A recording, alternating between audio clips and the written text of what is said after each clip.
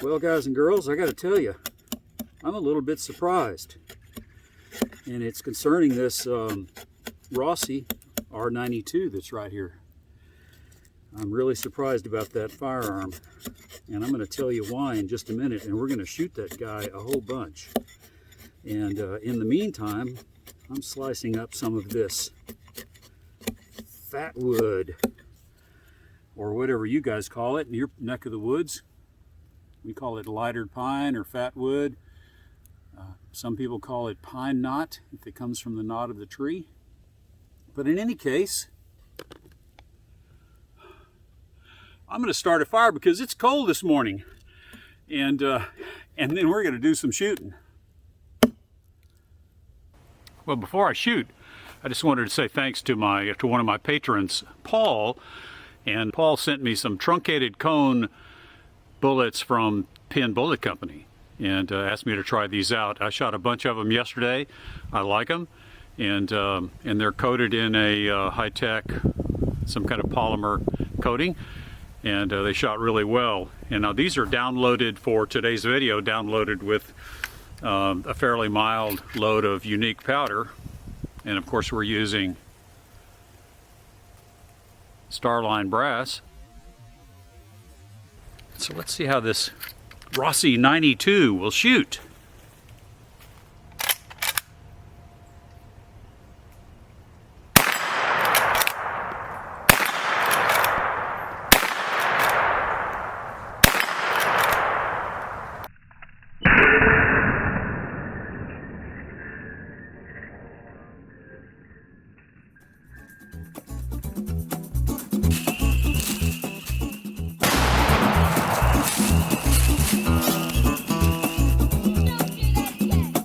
Hi, George here, and welcome to Tales from Target Suite, where I'll share my perspective on guns and shooting, and we'll spend some time at the range.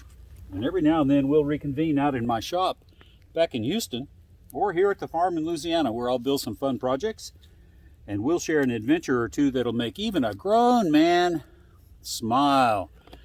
And like I said, we're going to do two things today. First, we're going to start a fire because it's cold, and then we're going to shoot that Rossi 92. And I'll tell you why I'm surprised. Because it's a much nicer firearm than I expected. And the fit and finish was superior, I would say, compared to some other firearms that I've handled recently.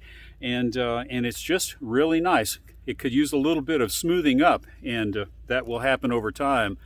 But other than that, it's really nice. In fact, let me just give you a close-up while the fire here catches on.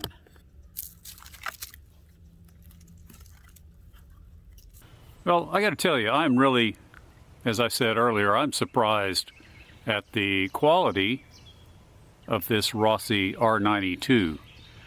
And you can look and see the wood to metal fit is really nice.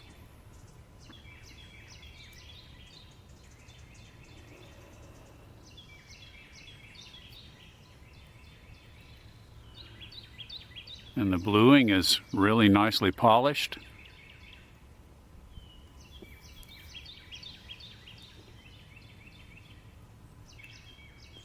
Check out this Marble Arms bullseye sight.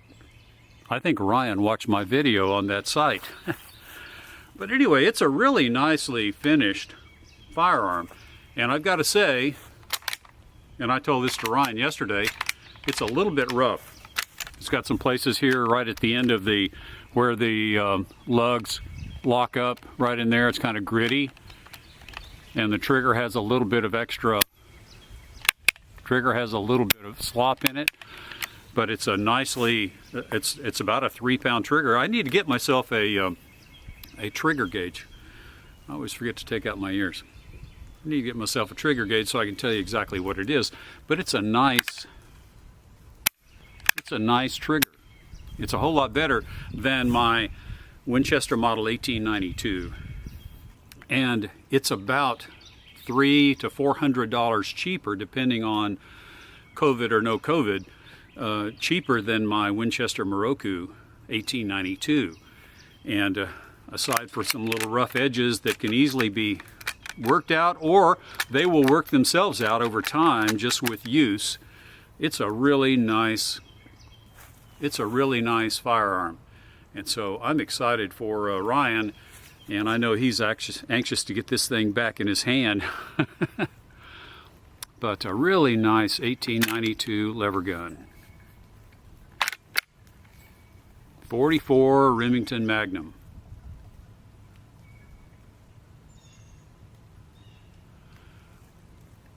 And like I said, it's made by CBC, which you probably can't see here,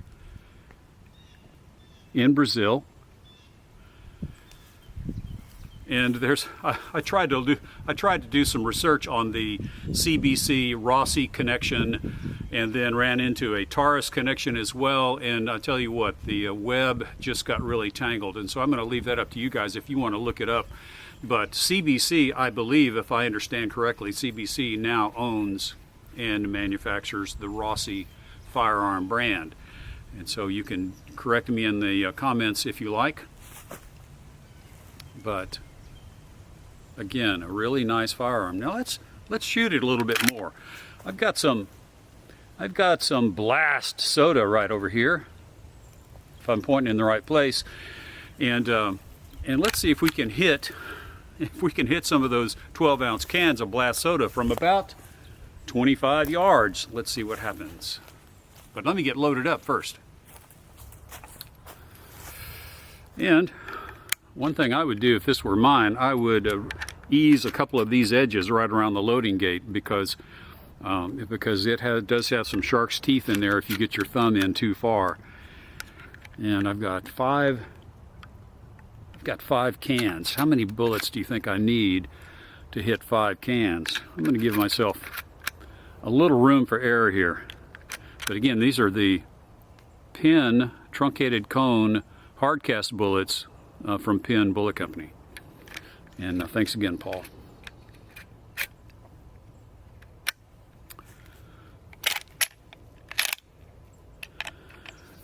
We do have a little safety right here on top of the bolt,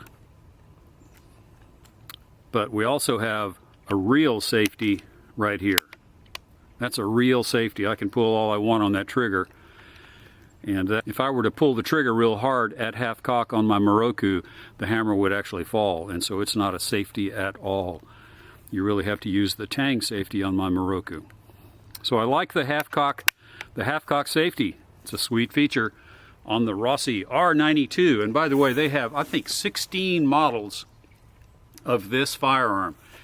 And everything from a little 16-inch barrel to a 24-inch barrel that has the crescent butt plate. And I really like that one. And there's actually one for sale on one of the online outlets for about $650. And by the way, this Rossi, the Rossi R92, was the top-selling lever gun on that online website in 2019. So there have been a ton of these things that have been sold recently because they are very inexpensive compared to the Winchesters. They are less expensive than the Marlins, and they're nice guns.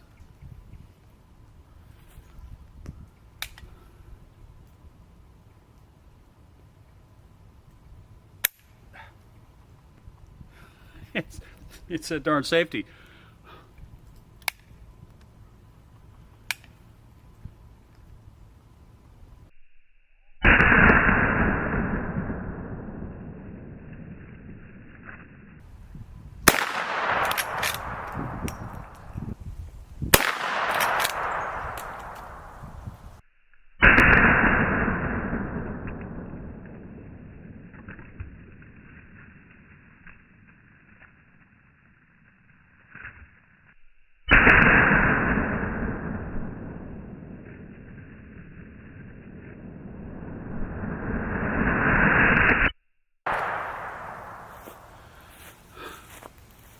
Okay, I'm going to try to edit out some of those goofs, but that was a pretty bad shooting on my part.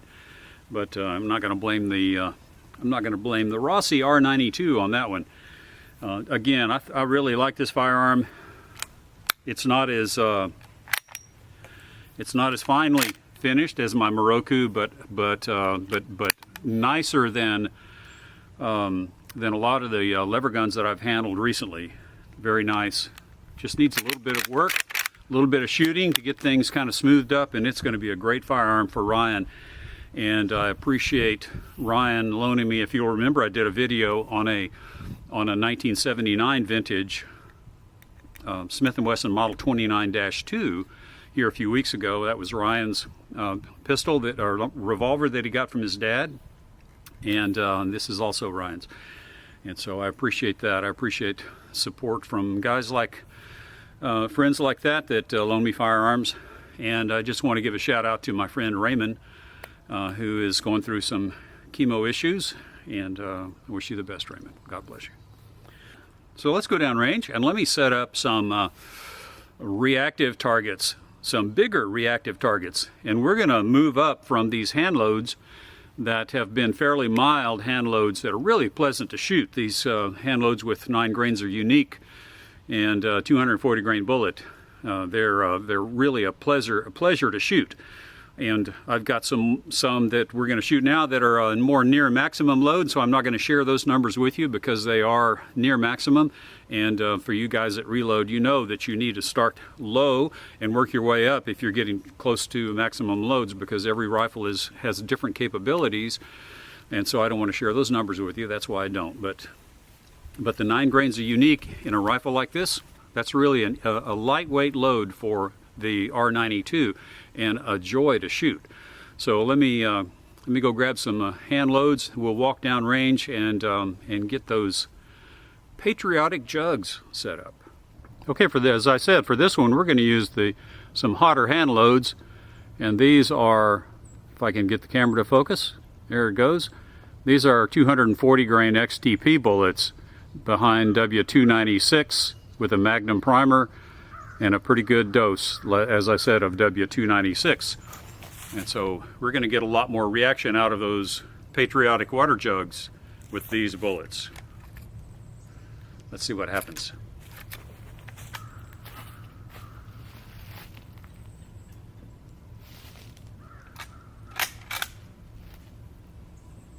Red.